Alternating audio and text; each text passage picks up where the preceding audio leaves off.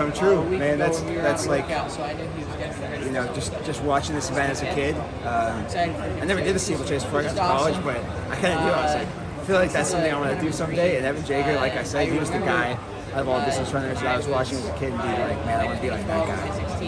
So it'd be an absolute honor to be his teammate. James earned the spot. I hope that his world ranking gets him in. But if Evan's my teammate, then that'd be really cool. Who's your coach? Stephen Haas. Is he also your agent? He's my agent as well, yeah.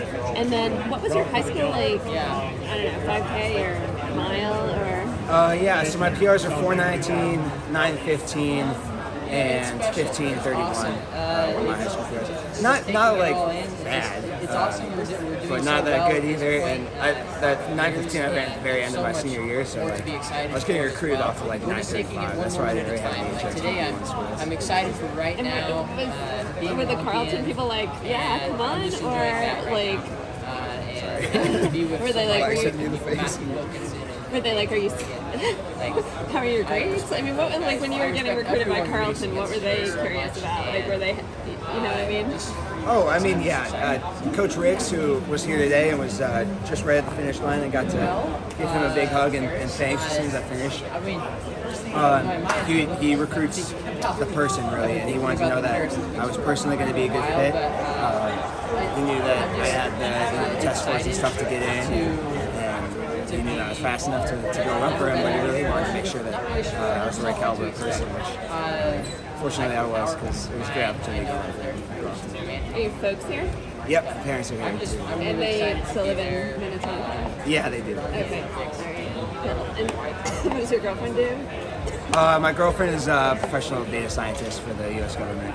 Is she in flag with you? Yeah, she works remote in flag, so yeah, she is amazing enough to have a remote job so that she can live in flag, and she makes a lot more money than me too, so she helps us be a little bit more financially stable as well, which is amazing. And yeah, she's been supporting me since before I'd even tried the steeplechase, back when I was an absolute scrub. So yeah, her investment's paying off too.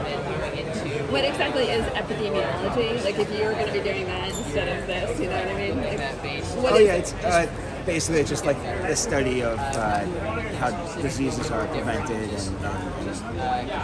and transmitted. So I was interested in infectious diseases, particularly in grad school. Yes, it's crazy. What were you thinking when Brooks made his move with 2 to go? I was like, he looks really, really good. Yeah. How did you feel?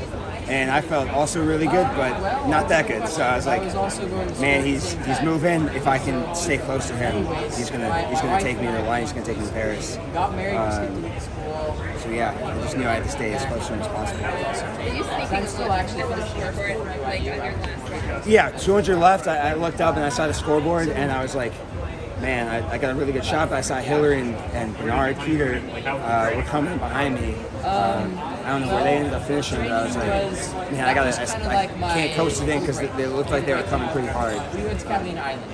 Yeah, apparently not everyone finished third or fourth row.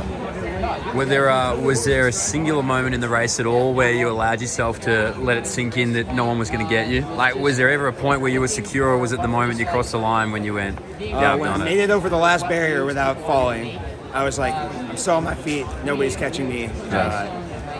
So I gave myself about 6 seconds to celebrate in the race. It's understated. It was a loaded field. Obviously, not a lot of guys had the standard, but a lot of guys had history being so good at it. Right. You make that move, you go and chase after Kenneth. Sort of, were you thinking about what might be coming behind you, or was the focus all forward? Oh, absolutely. I mean,